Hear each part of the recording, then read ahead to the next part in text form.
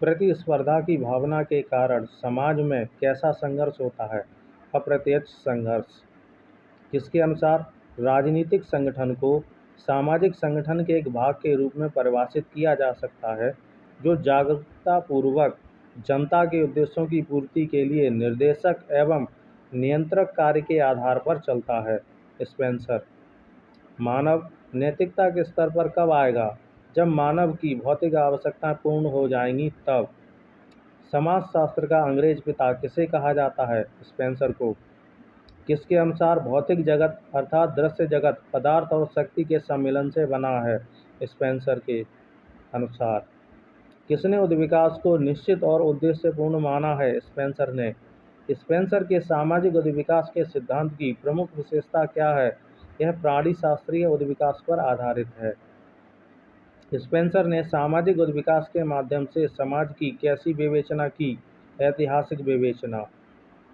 Spencer के उद्विकास की परंपरा का तीसरा और अंतिम राज्य कौन सा है? नैतिक राज्य। किस कारण से अधिक व्यक्ति संगठित होकर रहना चाहते हैं? संघर्ष के कारण से।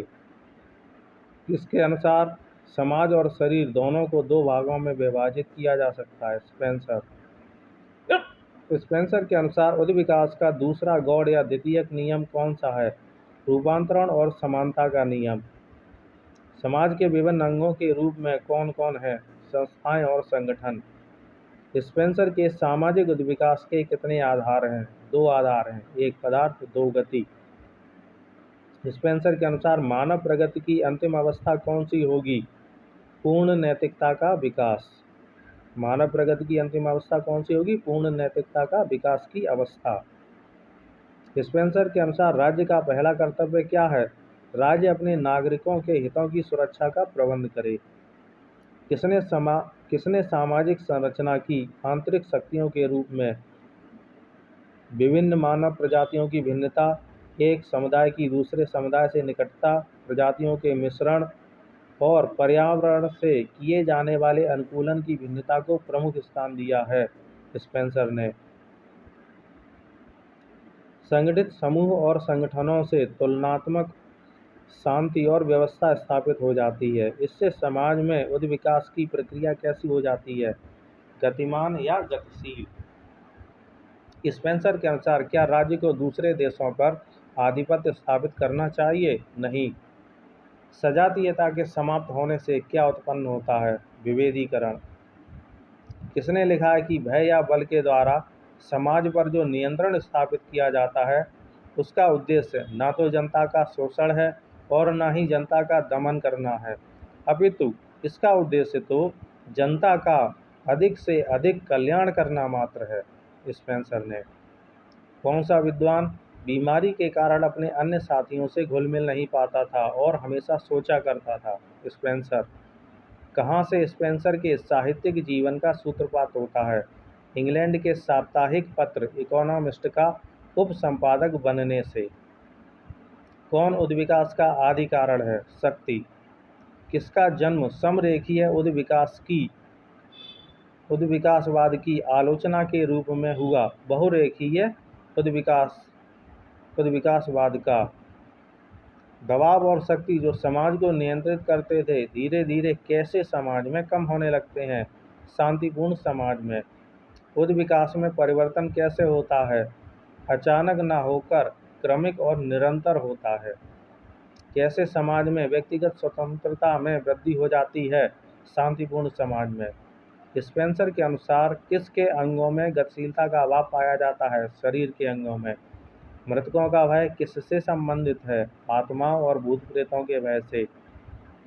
स्पेंसर ने समाज को नियंत्रित करने के लिए कौन से साधन बताए हैं? शासन, धर्म, सामाजिक प्रथाएं, नैतिकता। प्राकृतिक अधिकारों के मामलों में स्पेंसर के विचार पूर्ववर्ती विचारकों की अपेक्षा कैसे हैं? भिन्न और मौलिक। स्पेंसर ने किस साप्ताहिक पत्रिका में संपादकीय कार्य किया था? इकोनॉमिस्ट।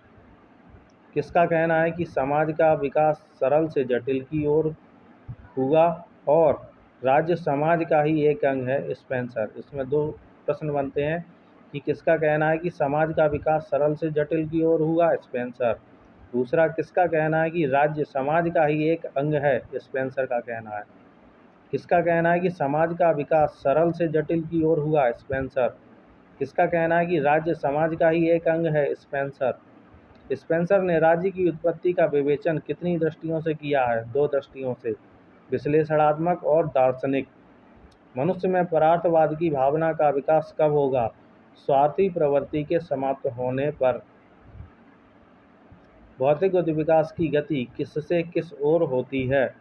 अव्यक्त से व्यक्त की ओर, अस्थिर से स्थिर की ओर। स्पेंसर के अनुसार मानव की मूलभूत आवश्यकताओं की पूर्ति के लिए किसकी उत्पत्ति हुई है? राज्य की। किसके अनुसार समाज प्राकृतिक है? हॉस्किन। किसके अनुसार समाज प्राकृतिक है? हॉस्किन। विचारक व्यक्ति और समाज की तुलना कब से करते आए हैं? अत्यंत प्राचीन काल से। किस सिद्धांत के माध्यम से व्यक्ति और समाज को एक दूसरे का पूरक माना गया था? वर्णाश्रम धर्म। किसने सामाजिक जीवन और घटनाओं के उद्विकास और वृद्धि का आधार प्राकृतिक घटनाओं को निरूपित किया है? स्पेंसर। स्पेंसर ने उद्विकास के किन 4 द्वितीयक तत्वों को माना है? नियमों की एकता, रूपांतरण और समानता, कम प्रतिरोध तथा अधिक आकर्षण, क्रमिक गति। मानव इतिहास में कौन सा काल सबसे लंबा था? जंगली अवस्था। जीव शास्त्र में किसकी रुचि बचपन से ही थी? स्पेंसर की। किस सिद्धांत को समझे बिना स्पेंसर के चिंतन की गंभीरता को नहीं समझा जा सकता है? सामाजिक उद्विकास का सिद्धांत समझे बिना। इसके अनुसार स्पेंसर का प्राणीशास्त्र और व्यक्तिवाद 2 बेजोड़ घोड़े के समान है? बारकर। किसने लिखा है कि जिसने भी कॉम्ट के ओपिस्क्यूल्स अर्थात प्रारंभिक निबंधों को पढ़ा है वह यह नहीं मान सकता कि स्पेंसर द्वारा रचित समाजशास्त्र के सिद्धांत कोई मौलिक पुस्तक है। सभी प्रमुख विचारों यहाँ तक कि स्पेंसर की पद्धति को भी ओपिस्क्यूल्स में देखा जा सकता है। कॉम्ट ने रूपरेखा खींची, स्पेंसर ने केवल उसे भरा। हेनरी माइकल ने।